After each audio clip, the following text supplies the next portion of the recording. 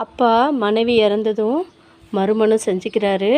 மறுமணம் செஞ்ச உடனே மகன்கிட்ட கேட்குறாரு, இப்போ புது அம்மா நல்லா பார்த்துக்கிறாங்களா அப்படி சொல்லிட்டு. அப்போ மகன் சொல்கிறாங்க, நல்லா பார்த்துக்கிறாங்கப்பா.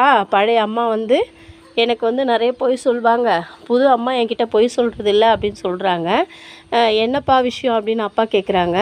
அம்மா வந்துட்டு நான் நிறைய சேட்டை பண்ணேன்னா உனக்கு 2 நாளைக்கு சாப்பாடு கிடையாதுன்னு சொல்லுவாங்க. ஆனால் அதுக்கப்புறமா என்னை மடி மேலே உட்கார வச்சு ஊட்டி விடுவாங்க. ஆனால் புது அம்மா வந்துட்டு நீ சேட்டை பண்ணினா உனக்கு 2 நாள் சாப்பாடு இல்லைன்னு சொல்கிறாங்க. ஆனால் அந்த உண்மையை வந்து அவங்க காப்பாற்றுறாங்கப்பா அப்படின்னு சொல்லிட்டு மகன் சொன்னான். அப்போ அப்பா வந்து கண்ணீரோடு புரிஞ்சுக்கிட்டு மகனை வந்து ஹோட்டலுக்கு கூட்டின்னு போயிட்டு சாப்பாடு வாங்கி கொடுக்குறாரு. அதனால் அம்மா அம்மா தான்.